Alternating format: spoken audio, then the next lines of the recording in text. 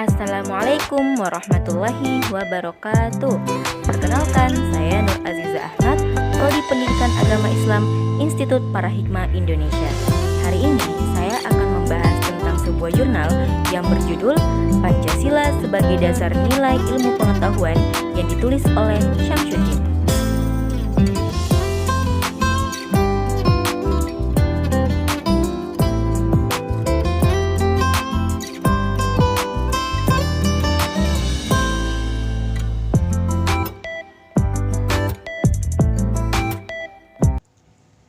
Pancasila sebagai paradigma ilmu, yang dimana Pancasila sebagai dasar nilai pengembangan ilmu bagi mahasiswa adalah untuk memperlihatkan peran Pancasila sebagai rambu-rambu normatif bagi pengembangan ilmu pengetahuan di Indonesia.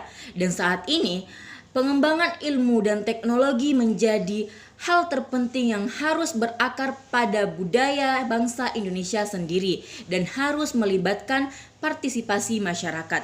Sejak dulu, ilmu pengetahuan mempunyai posisi terpenting dalam aktivitas berpikir manusia yang terdiri dari dua gabungan kata, yaitu ilmu dan pengetahuan, di mana pengetahuan adalah sesuatu yang kita ketahui, sedangkan ilmu adalah sesuatu yang disusun secara sistematis menurut metode tertentu.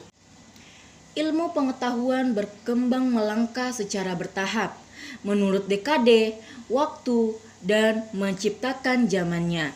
Dimulai dari zaman Yunani kuno, abad tengah, abad modern, sampai abad kontemporer. Ketika ilmu pengetahuan itu diterapkan dan diwujudkan untuk memenuhi kebutuhan manusia, maka ia disebut sebagai teknologi. Mengapa demikian? Kita mengambil contoh elektronika. Elektronika itu adalah ilmu pengetahuan.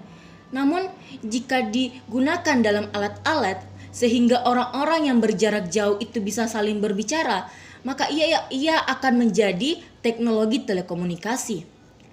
Suatu pengetahuan dapat disebut ilmu jika pengetahuan dan cara kerjanya itu memenuhi norma-norma ilmiah, di mana norma-norma ilmiah itu terdapat 3. Yang pertama, mempunyai dasar pembenaran. Yang kedua, bersifat sistematik. Yang ketiga, bersifat intersubjektif. Mengapa dikatakan mempunyai dasar pembenaran?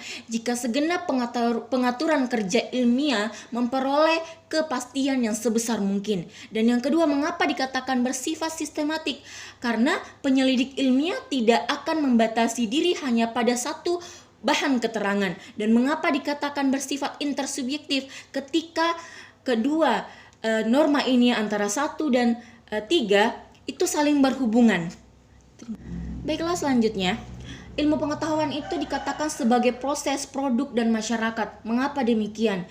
Sebagai proses, karena ilmu pengetahuan itu menampakkan diri sebagai aktivitas atau kegiatan kelompok ilmiah. Mengapa dikatakan produk? Karena ilmu pengetahuan itu menampakkan diri sebagai hasil kegiatan kelompok ilmuwan berupa teori ajaran-ajaran, paradigma, dan temuan-temuan lainnya. Dan mengapa dikatakan masyarakat? Karena ilmu pengetahuan adalah suatu komunitas yang dalam kesehariannya itu begitu memenuhi kaidah-kaidah ilmiah.